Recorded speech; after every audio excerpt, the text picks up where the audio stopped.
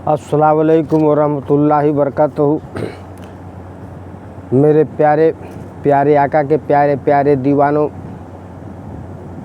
पीछे की वीडियो में जैसा मैंने हसन बसरी रज़ी अल्लाह ताला अलैहि का बयान पार्ट नंबर 1 में किया था, पेशे खिदमत पार्ट नंबर 2 है। बयान ठेठ हिंदी में हम कर रहे हैं ताकि और लोग भी इससे मुअस्सर हो सकें। लिहाजा देर न करते हुए पेशे खिदमत है वीडियो। औज़ु बिल्लाहि मिनश शैतानिर रजीम, बिस्मिल्लाहिर रहमानिर रहीम। समाउन का नाम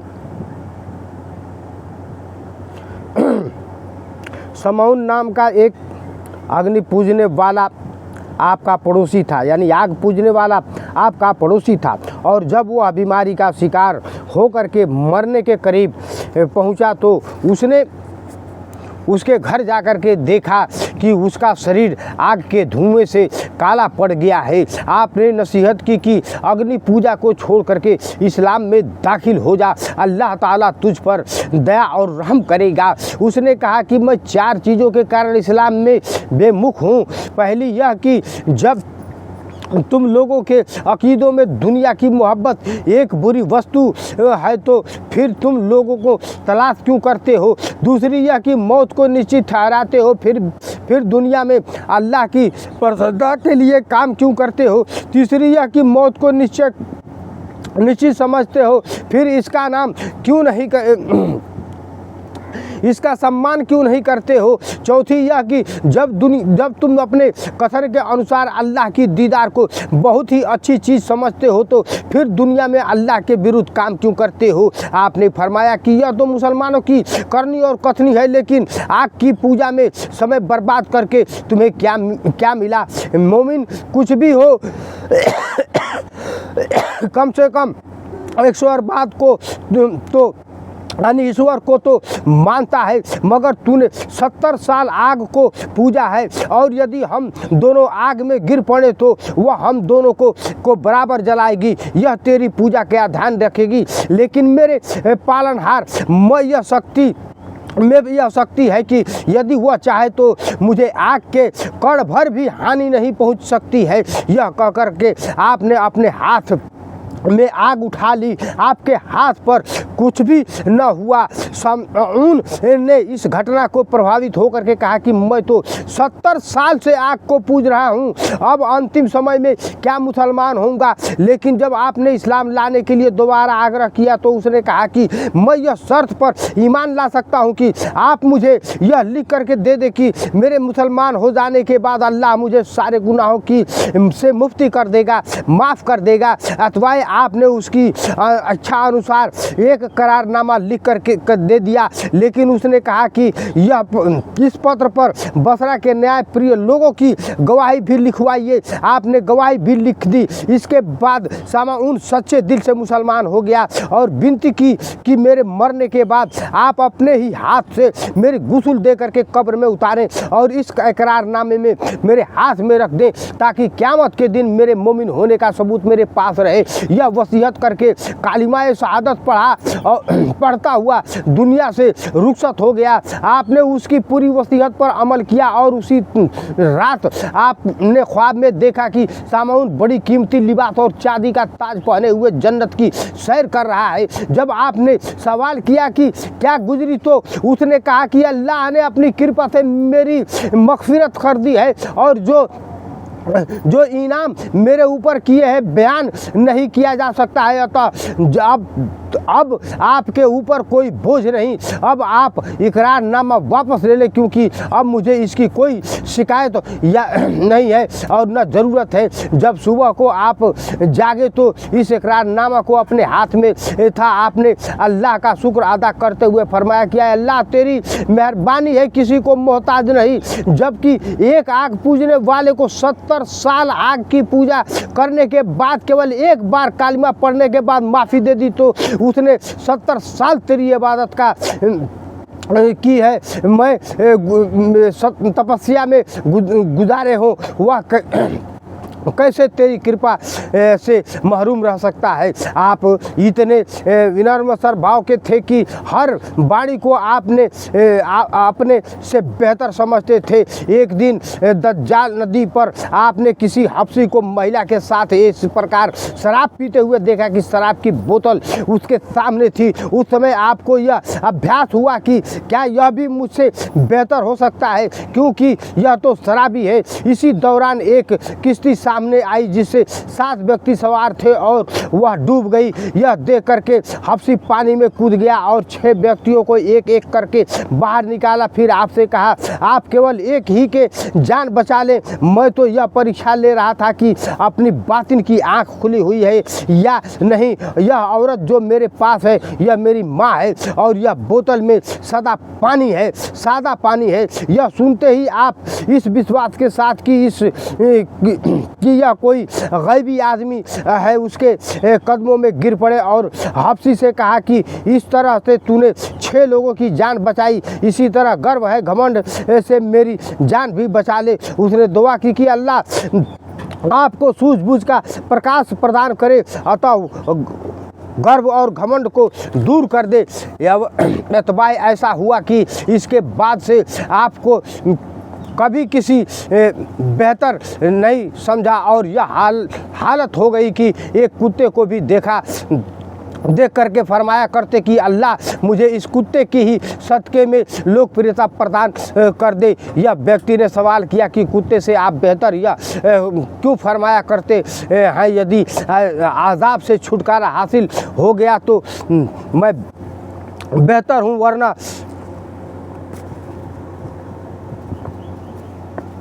कुत्ता मुझसे सैकड़ों गुनहगारों से श्रेष्ठ है। कुछ लोगों के आपस में कहा कि फला व्यक्ति आपकी पीठ पीछे बुराई कर रहा है। आपने तोहफे के रूप में उसको ताज़ा खजूरें भेजते हुए संदेश दिया कि सुना है कि तुमने अपनी नेकियों में मेरे कर्म पत्र में लिखवा दी है, इसका मैं तुमको कोई बदला नहीं दे सकता हूँ। आपने फरमाया कि जब मैं 4 लोगों के बारे में सोचता हूँ तो चकित हो जाता हूँ कि यह मुखांश अर्थात हिजड़ा, दूसरा मस्त व्यक्ति, तीसरा लड़का और चौथी औरत। लोगों ने यह कारण पूछा तो फरमाया कि मैंने जब एक हिजड़े से घृणा करना चाहिए तो उसने कहा कि आप मुझसे घृणा न करें, वैसे आखिरत की खबर खुदा को है। फिर फरमाया कि एक व्यक्ति मस्ती की हालत में कीचड़ के अंदर लड़खड़ाता हुआ जा रहा था। मैंने कहा कि संभाल करके कदम रखो, कहीं गिर न पड़ना। उसने जवाब दिया कि आप अपने कदम मजबूत रखें, क्योंकि यदि मैं गिर गया तो अकेला मरूंगा, परंतु आपके साथ पूरी कौम गिर पड़ेगी। अथवा के उसके कथन से मैं आज एक प्रभावित हूँ। फिर फरमाया कि एक बार एक लड़का चिराग लिए हुए चल रहा था। मैंने पूछा कि रोशनी कहाँ से लेकर के आया है। उसने चिराग बुझाते हुए कहा कि पहले आप यह बताइए कि रोशनी कहाँ छुप गई, इसके बाद आपके सवाल का जवाब दूंगा। फिर फरमाया कि एक बार एक सुंदर औरत मुंह खोले हुए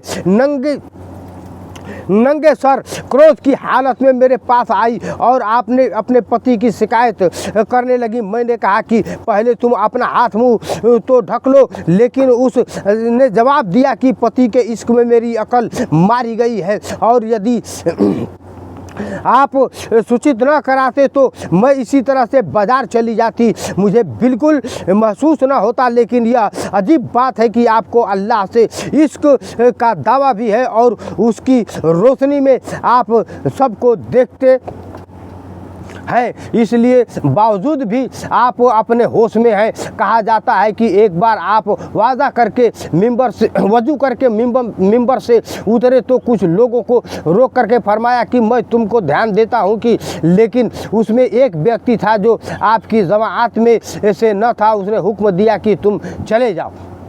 एक बार अपने साथियों से फरमाया कि तुम हुजूर अकरम सल्लल्लाहु अलैहि वसल्लम के सहाबी की तरह हो। यह सुन करके सब लोग बड़े खुश हुए। तो आपने फरमाया कि मेरे उद्देश्य से यह कदापित नहीं कि तुम अपने कर्म के गुणों को उन जैसे हो, बल्कि तुम्हारे अंदर उसकी कुछ झलक पाई जाती है। लेकिन सहाबा की तो यह हालात थी कि तुम उनको देखकर दीवाना कहने लगते, और यदि वे तुम्हारी हालात देखते तो तुमको कदापि मुसलमान न समझते। वे तो बिजली जैसी रफ्तार वाले घोड़ों पर आगे चले गए और हम ऐसे खच्चरों के पीछे रह गए जो घायल होने के कारण चलने पर भी समर्थ नहीं है। किसी किसान ने जब आपके सब्र का मतलब पूछा तो फरमाया कि सब्र की दो किस्में हैं, पहली मुसीबत और आफत और सब्र करना, दूसरी उन चीज़ों से बचना जिनसे बचने का अल्लाह ने हुक्म दिया है। कि किसान ने कहा कि आप तो बड़े जाहिद हैं। फरमाया कि मेरा जुहूद तो आखिरत की तरफ लगाव रखने के कारण है और सब्र बेसब्री के कारण। किसान ने कहा मैंने आपका मतलब नहीं समझा। फरमाया कि मुसीबत या खुद के ज्ञान पालन पर भरोसा सब्र करना केवल जहन्नम की आग के कारण है और इसी का नाम जज़आ घबराना है, और मेरा तकवा केवल आखिरत की चाहत में अपना हिस्सा मांगने के कारण है, न किसी शरीर की सुरक्षा के लिए। और साबिर वह है कि जो अपने हिस्से पर राजी रहते हुए आखिरत की इच्छा न करे, बल्कि सब्र केवल अल्लाह की जात के लिए हो, क्योंकि निष्ठा ही यही निशानी है। फरमाया कि मनुष्य के लिए जरूरी है कि वह लाभदायक ज्ञान, संपूर्ण ज्ञान, निष्ठा एवं संतोष और सब्र हासिल करता रहे, और जब ये चीज़ें हासिल हो जाए तो उसकी आखिरी दर्जों का अनुमान न किया जा सकता। फरमाया कि भेड़ बकरियां मनुष्य से अधिक बाखबर होती हैं, क्योंकि चरवाहे की एक आवाज़ पर चराना छोड़ देती हैं, और मनुष्य अपनी इच्छाओं के लिए अल्लाह के आदेशों की भी परवाह नहीं करता, और बुरी इस संगत मनुष्य को अच्छे लोगों से दूर कर देती है। फरमाया कि यदि मुझे कोई शराब पीने के लिए बुलाए तो मैं उनकी तलब से बेहतर वहाँ जाना अच्छा समझता हूँ। फरमाया कि अल्लाह की पहचान और बैर और शत्रुता को छोड़ देने का नाम है, क्योंकि जन्नत केवल अमल से नहीं बल्कि नेक नीति से हासिल होती है, और जब जन्नती जन्नत को देखेंगे तो 700 साल तक उन पर दीवानगी की हालत सवार रहेगी, क्योंकि अल्लाह के जमाल को देख करके एक उससे बाद में दब जाएंगे और अल्लाह के जलाल की हैबत सवार हो जाएगी। फरमाया कि चिंता एक ऐसा दर्पण है जिसमें अच्छे और बुरे को देखा जा सकता है। फरमाया कि तैरात में है कि संतुष्ट व्यक्ति प्रणाली से बेपरवाह हो जाता है, और जिसने एकांत में जीना सीख लिया वह सलामत रहा, और जिसने अपनी वासना इच्छाओं को छोड़ दिया वह आज़ाद हो गया। जिसने से अपने को बचाया उसने मोहब्बत हासिल कर ली। जिसने सब्र और सुकून के साथ जीवन बसर किया वह सफल हो गया। फरमाया कि तकवा के 3 दर्जे हैं। पहला, क्रोध की हालत में सच्ची बात कहना। दूसरी, उन चीज़ों को से बचना जिनसे अल्लाह ने बचने का हुक्म दिया है, और तीसरी, अल्लाह के आदेश पर खुशी खुशी रहना। और थोड़ा सा तकवा भी 1000 साल की रोज़ा नमाज से बढ़कर है, क्योंकि कर्मों में सबसे बेहतर कर्म तकवा और चिंता। और फरमाया कि यदि मेरे अंदर कपट न होता तो मैं दुनिया की वस्तु से बचता, और कपट नाम से खुले और वह छुपे में निष्ठा की कमी, क्योंकि जितनी मोमिन गुजर चुके हैं उनमें से हर एक को अपने अंदर कपट का भय रहता था, और मोमिन की तरफ यह है कि मृद को और एकांत में इबादत करता रहे। फरमाया 3 लोगों की गिरबत पीठ पीछे बुराई करना ठीक है। पहला लालची, दूसरा अवज्ञाकारी, और तीसरा जालिम बादशाह की। और गिबत की परिचिति यद्यपि केवल इस्तग़फ़ार ही है, लेकिन जिसकी गिबत की है उसने माफ़ी भी मांगे। फरमाया कि मनुष्य को ऐसे मकान में भेजा गया है जहाँ की सारे हलाल और हराम का हिसाब लिया जाएगा। फरमाया कि हर प्राणी दुनिया के तमन्नाएं लिए हुए चल सकता है, चला जाता है। पहली जमा करने की लालच, दूसरी जो कुछ हासिल करना चाहा वो हासिल न हो सका, और तीसरी आखिरत का सम्मान जमा न कर सका। किसी ने कहा कि अमुक व्यक्ति पर अंतिम घड़ी आ गई है तो घड़ी में ही है। फरमाया कि हल्के फुल्के छूट गए और भारी भरम मारे गए, क्योंकि वो दुनिया को प्रिय नहीं मानते। मुक्ति उन्हीं का हिस्सा है और दुनिया का गुलाम स्वयं और विनाश में डाल देता है। और जो दुनिया की नियामतों को गर्व नहीं फरमाते, मगफिरत उन्हीं का हिस्सा है, क्योंकि बुद्धिमान वही है जो दुनिया को त्याग कर आखिरत की चिंता में लगा रहता है। और अल्लाह को पहचानने वाला लोग दुनिया को अपना शत्रु समझते हैं, जबकि दुनिया को पहचानने वाला अल्लाह को अपना दुश्मन समझता है।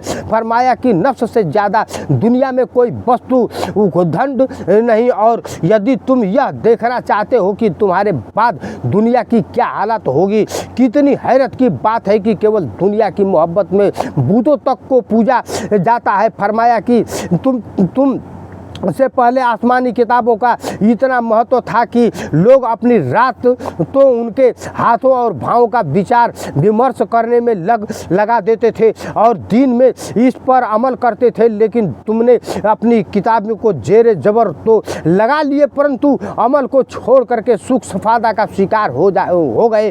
फरमाया जो व्यक्ति चांदी सोने से मोहब्बत करता है, अल्लाह उसे बदनामी प्रदान करता है, और जिससे के अनुयायी मूर्ख हो उसकी दिली हालात ठीक नहीं। और जिस बात की तुम दूसरों को नसीहत करते हो, पहले स्वयं उस पर अमल करो। फरमाया जो व्यक्ति तुमसे दूसरों के दोषों को बताता है, वह निश्चित कि दूसरों से तुम्हारी बुराई भी करता है। फरमाया कि दीनी भाई हमें अपने घर वालों से भी अधिक प्रिय हैं, क्योंकि वे दीनी मामलों में हमारे सहयोगी होते हैं। फरमाया कि दोस्तों और अतिथियों पर खर्च करने के हिसाब अल्लाह नहीं लेते, लेकिन जो अपने माँ बाप पर खर्च किया जाए उसका हिसाब होगा, और जिस नमाज में दलील न लगे वह आज़ाब का कारण बन जाती है। किसी व्यक्ति ने जब आपसे खुशू और भय निर्मता के बारे में पूछा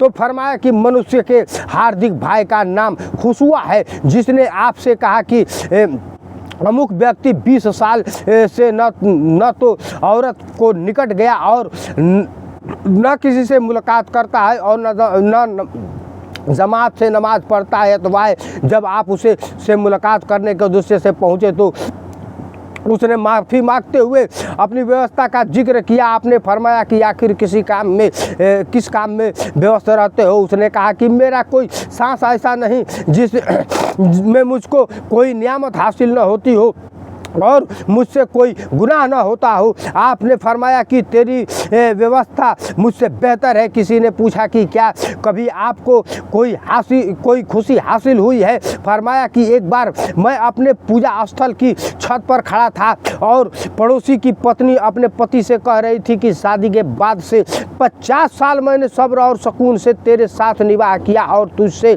कभी कोई ऐसी चीज़ नहीं मांगी जिसे तू न दे सकता हो, न कोई करीबी की शिकायत की और न कभी तेरी शिकायत की, मगर यह सब केवल इसलिए सहन किया कि तू दूसरी शादी न कर ले। लेकिन यदि तू दूसरी शादी का इरादा रखता है तो फिर मैं इमाम वक्त से तेरी शिकायत करूंगी। मुझे यह बात सुनकर बड़ी खुशी हुई, क्योंकि यह तो कुरान से के ठीक अनुसार था, जैसा कि फरमाया इन्नल्लाह ला यगफिरु युशरकु बिही व यगफिरु मा दून जालिका लिमन यशाउ। अर्थ निर्देश अल्लाह उनको नहीं बख्शेगा जिन्होंने उसके साथ किसी को साझी ठहराया, और उनके अलावा जिसको चाहेगा बख्श देगा। किसी ने जब आपका हालत मालूम किया तो फरमाया कि उनका क्या हाल पूछते हो जो दरिया में हो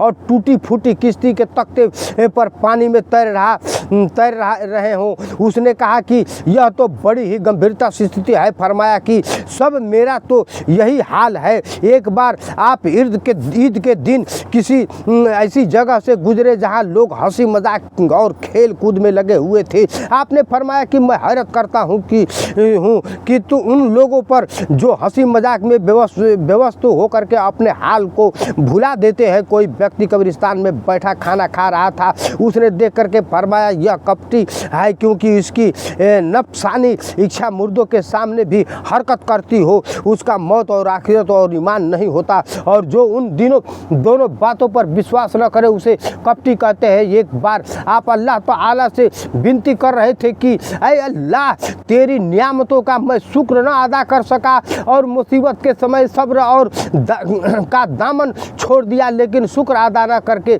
बावजूद भी तूने अपनी नियामतों से वंचित न रखा और सब्र न करने पर भी मुसीबतों का खात्मा करता रहा। मरते समय आप मुस्कुराते हुए फरमाते रहे कि कौन सा गुनाह। और यही कहते कहते आपका सांस बंद हो गया। फिर किसी बुजुर्ग ने सपने में देखा कर पूछा कि अंतिम समय आप क्यों मुस्कुरा रहे थे और कौन सा गुनाह बार बार कह रहे थे। फरमाया अंतिम सांस के समय यह आवाज़ सुनाई दी कि ऐ मलकुल मौत, सख्ती से काम ले, क्योंकि एक गुनाह बाकी रह गया है। अथवा इसी खुशी में मग्न होकर के बार बार कौन सा गुनाह कह रहा था। मरने की रात किसी बुजुर्ग ने ख्वाब में देखा कि आसमान के दरीचे खुले हुए हैं और आवाज़ दी जा रही है कि हसन बसरी अपने पालनहार के पास हाजिर हो गए और अल्लाह उनसे राजी है। अल्हम्दुलिल्लाह मेरे बिरादरान इस्लाम, ये है हसन बसरी। पेशे खिदमत और भी औलिया का मैं बयानात करते रहूँगा और मौजूदात करते रहूँगा। लिहाजा आप लोग से दरख्वास्त है वीडियो को लाइक करें, सब्सक्राइब करें और शेयर करें। आदरा सा अपने भाई का साथ दे। अल्लाह तबारक तआला इसका अजर सबको देगा। अस्सलाम वालेकुम व रहमतुल्लाहि व बरकातहू।